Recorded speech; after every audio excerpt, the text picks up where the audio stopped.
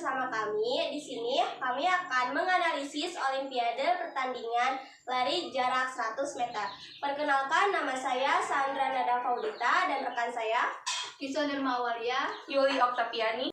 Jadi di sini kami akan mengajukan pertanyaan-pertanyaan kepada tamu undangan kami seputar perlombaan Olimpiade lari jarak 100 meter.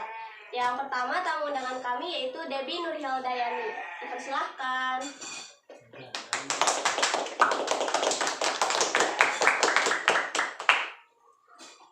Di sini kami akan mengajukan beberapa pertanyaan seputar lari jarak pendek atau 100 meter.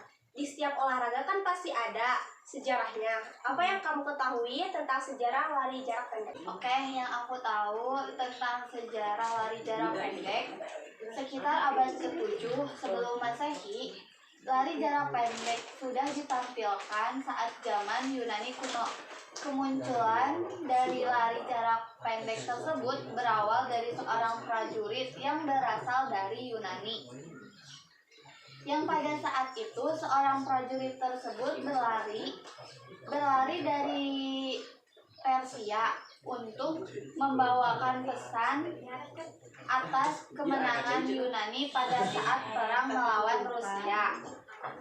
Yang pada saat itu seorang prajurit tersebut berlari dari Rusia untuk membawa pesan atas kemenangan Yunani pada saat perang melawan Rusia.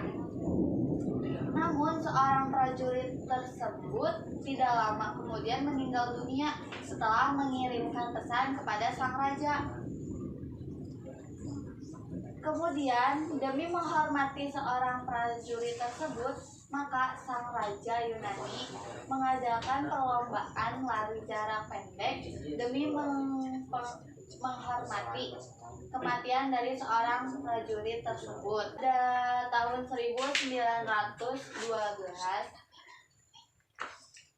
maka dibentuklah organisasi yang bernama IAAF atau International Association of Athletic Federation yang berpusat di Monaco. Cukup sekian yang aku tahu. Oke, jadi penonton, seperti itulah sejarah tentang lari jarak pendek atau 100 meter. Oke, next selanjutnya kita panggil tamu selanjutnya kali ya. Ya, oke. Terima kasih.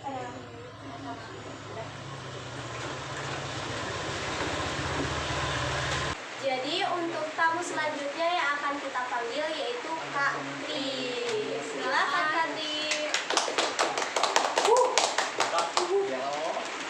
Oke Kak Tri, jadi di sini kita bakal ngajukan pertanyaan tentang lari jarak pendek atau lari jarak 100 meter. Di lari jarak pendek nggak mungkin langsung lari gitu aja dong, pasti ada sikap pemulaannya. Nah, untuk sikap pemulaannya itu bagaimana sih? Pertama itu ada start pendek. Sikap permulaan start pendek yaitu berdiri tegak, kedua kaki sejajar dan lengan harus di samping badan dan pandangan harus ke depan. Ada 4 cara untuk melakukan start pendek, yaitu 1. Langkahkan kaki ke depan dengan jari-jari sejajar. Kedua, letakkan ujung jari kaki dan sejajar dengan tumit yang di depan. Terus yang ketiga, jarak kedua kaki kira-kira sekepal tangan. 4.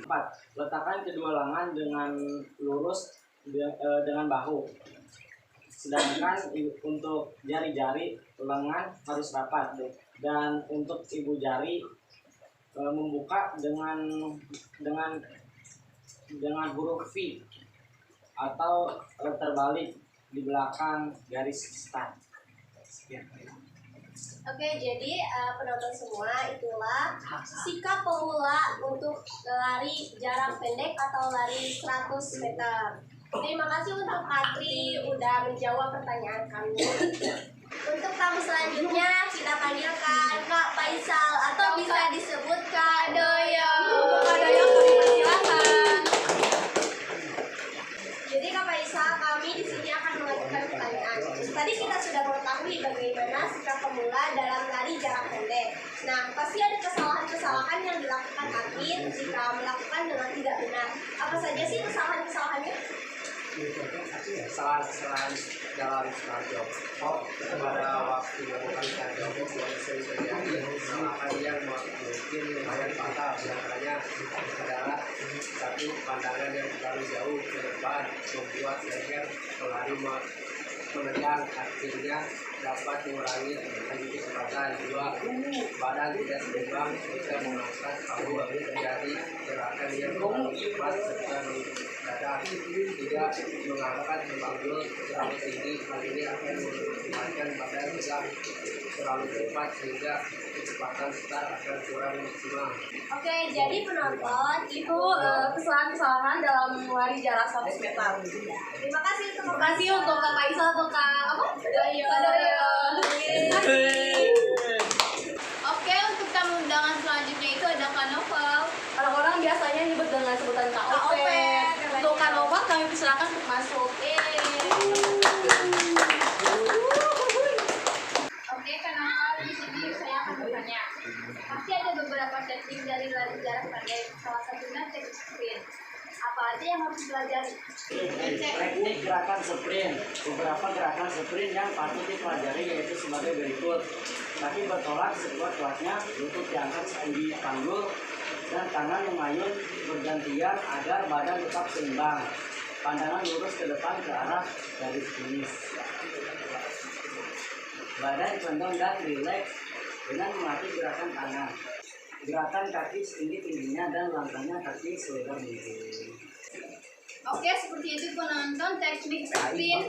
Dari lari jarak 100 meter, terima kasih untuk Kak Nova karena telah memberi waktunya. Terima kasih. Oke, tamu undangan selanjutnya itu ada Kakak Rizky yang bisa disebut Mas Kim. Dipersilakan masuk.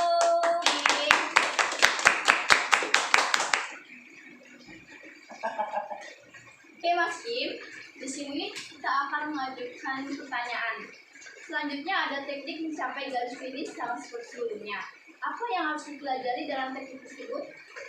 Satu, tetap berlari dengan kecepatan tinggi. Dua, bahu, si dada dicondongkan ke depan atau kepala dikedepankan, si tangan itu ke belakang, diayunkan ke belakang dengan gaya seperti merobohkan diri. Yang ketiga, bahu sebelah maju. Teknik ini dilakukan dengan cara memutar dada ke depan, ayunan tangan ke depan atas.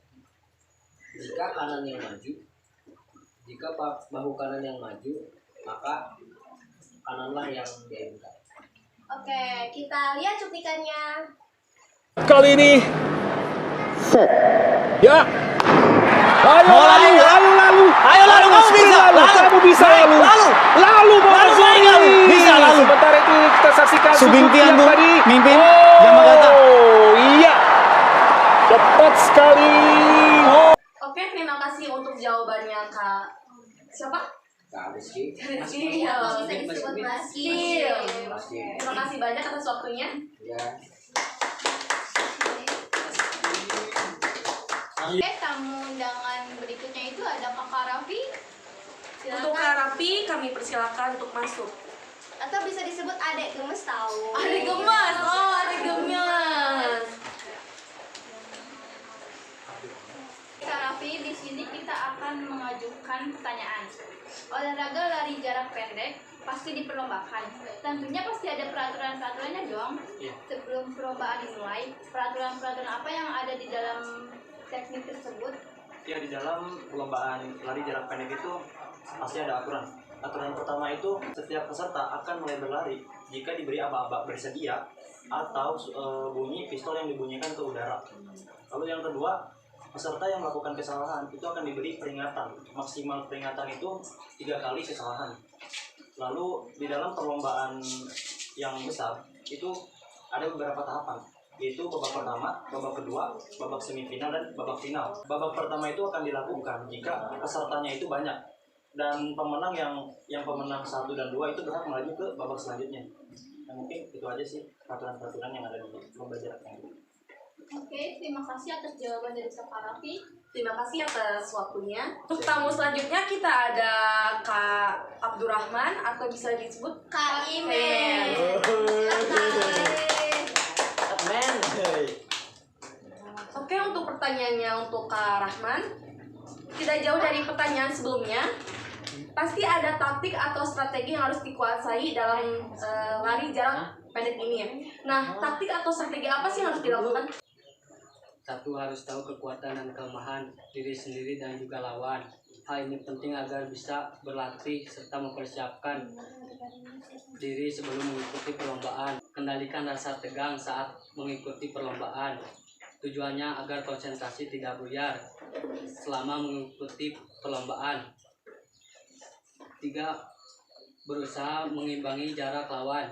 Tujuannya agar pelari semakin bersemangat untuk mengejar ketertinggalan hingga sampai akhir finish. Mengecoh lawan dengan sering mengubah kecepatan berlari, kadang lambat serta kadang cepat. Tentunya hal ini juga harus dikendalikan agar jangan terlalu lambat atau cepat. Oke, jadi seperti itu ya taktik atau strategi yang harus dilakukan dalam lari jarak 100 km. Terima kasih untuk Kak Rahman atau Kak Imen. Selanjutnya, ini adalah tamu undangan terakhir kita sekaligus penutup acara kita yang bertemakan Menganalisis pertandingan dari jarak pendek. Nah, kita panggil tamu undangan kita yaitu Anam. Kakak Ana. Kak Anam. Untuk pertanyaan Kak Anam, di olahraga lari jarak pendek tentunya bukan hanya lari jarak pendek saja, tapi ada juga lari jarak menengah, lari jarak jauh. Nah, apa sih perbedaan di antara ketiganya itu? Lari jarak pendek berlari dalam jarak pendek dengan waktu singkat seperti 100 meter, 200 meter hingga 400 meter. 2. Lari jarak menengah, lari dengan jarak sepanjang 800 meter hingga 1500 meter. 1 poin penting pada lari jarak menengah daripada adanya para peserta tidak perlu memaksakan diri. Adanya para peserta dalam perlu memaksakan diri untuk menambah kecepatan jika dirasa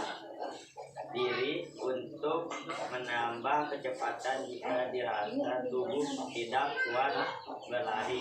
Lari jarak jauh merupakan satu di antara olahraga yang masuk cabang olahraga atletik. Para peserta lari terus diharuskan menempuh lintasan yang memiliki jarak 3.000 meter, 5.000 meter, dan 10.000 meter. Terima kasih untuk tamu undangan terakhir kita yaitu Kak Anam.